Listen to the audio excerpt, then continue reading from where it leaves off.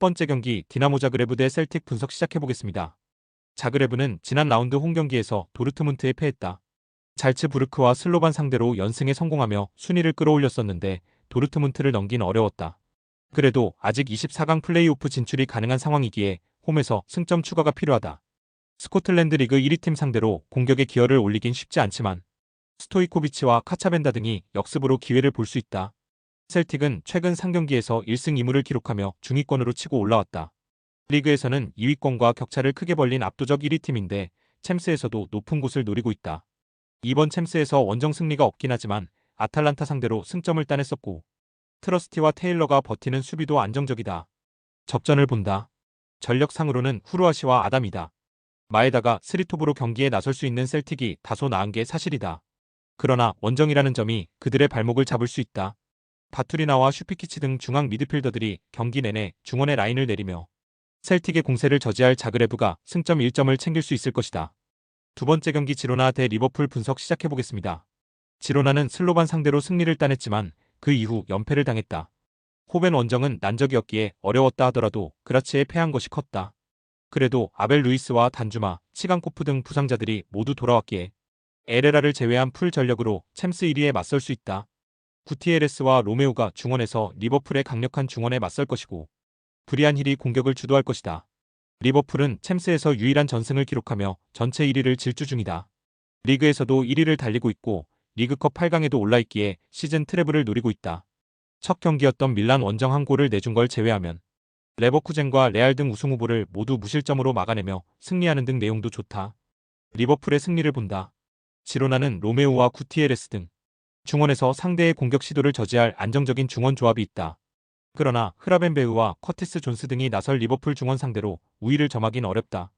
디아즈와 살라가 측면을 돌파로 이겨내며 지로나 수비를 공략할 리버풀이 챔스 전승 행진을 이어갈 것이다.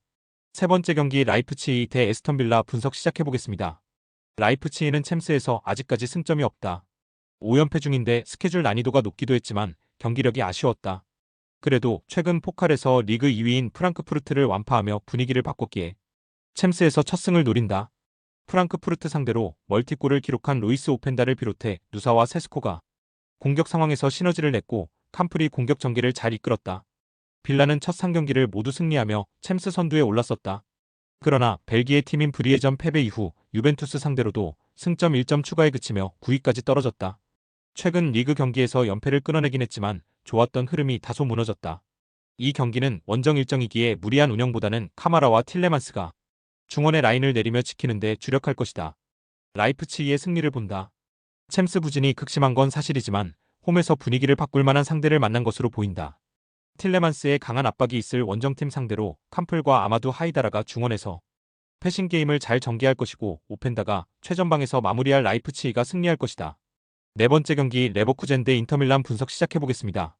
레버쿠젠은 전체 선두인 리버풀 원정에서 패했지만 나머지 4경기에서 승점 10점을 기록하며 16강 직행에 다가섰다. 지난 라운드 경기에서는 잘츠부르크 상대로 5골을 몰아치며 대승했는데 팀의 에이스인 비르치가 멀티골을 터뜨렸고 프림퐁이 상대 측면을 초토화시키며 최전방을 좋은 기회를 제공했다. 단 스트라이커인 보니페이스를 비롯해 아들리와 슈크 등이 크고 작은 부상에 시달리고 있다. 인테르는 맨시티 원정 무승부 이후 4연승에 성공하며 2위를 달리고 있다. 맨시티와 아스날, 라이프치히 등을 상대로 단 한 골도 내주지 않을 정도로 강력한 수비력이 호성적의 원인이다. 파바르와 드브리, 바스토니 등이 최종 수비를 안정적으로 지켜내고 있고 바렐라의 중원 존재감도 확실하다. 지난 주말 리그 경기에서는 파르마를 완파하며 선두 경쟁을 이어가기도 했다. 접전을 본다. 인테르는 라우타로와 마커스 튀랑 등 언제든 레버쿠젠의 수비를 무너뜨릴 수 있는 공격진이 있다. 또 홈팀의 주전 스트라이커인 보니페이스의 결장 여파도 감안해야 한다. 그래도 그라니트 자카와 안드리이 등이 중원에 나와 상대의 침투를 저지할 수 있는 레버쿠젠이 쉽사리 무너지지 않을 것이다. 두 팀이 승점을 나눠 가질 것으로 보인다. 다섯 번째 경기 아탈란타 대 레알 마드리드 분석 시작해보겠습니다. 아탈란타는 지난 영보이스 원정에서 한 골을 내주며 챔스 무실점 행진이 끝났다. 그러나 무패를 이어가며 5위를 기록 중이기에 16강 직행이 유력하다. 거기에 리그에서는 난적 밀란을 지난 주말 제압하며 나폴리와 치열한 1위 경쟁을 이어갔다. 레테기에 골이 없었지만 네 케텔라에르와 루쿠먼 등 이성 공격수들이 기회를 놓치지 않았다. 그로 인해 현재 유럽에서 가장 길게 9연승을 이어가는 최고의 페이스다. 레알은 어려운 최근을 보내고 있다. 디펜딩 챔프로 참여한 챔스에서 5경기 3패를 당하며 24위로 추락해 플레이오프 진출도 장담할 수 없는 상황이다. 때문에 이번 경기에서는 챔스 연패를 벗어나며 중상위권 추격을 노려야 한다. 비니시우스 주니어의 부상 공백이 있기에 음바페와 호드리구, 디아즈 등이 공격을 이끌어야 한다. 접전을 본다. 팀의 네임밸류 상으로는 레알이 낮지만 최근의 분위기과 경기력으로는 홈에서 나서는 아탈란타가 압도한다.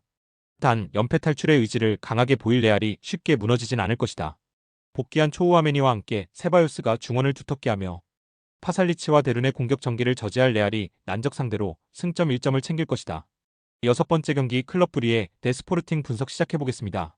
브리에는 셀틱 원정에서 승점을 따내며 최근 4경기에서 7점으로 중위권으로 올라왔다. 여러 강팀들이 고전 중인 챔스인데 벨기에 최강팀의 자존심을 지키고 있다.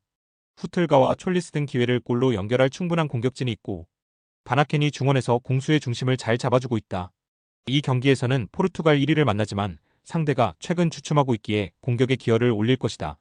스포르팅은 맨시티와 릴, 그라츠 등을 제압하며 챔스 상위권에 위치해 있었지만 지난 홈경기에서 아스날에 5골을 내주며 완패했다. 또 재개된 리그 경기에서는 산타클라라와 모레이렌스 등에 패하며 충격적인 연패를 당했다. 아모림이 팀을 떠난 이후 다소 경기력이 떨어진 모습이다.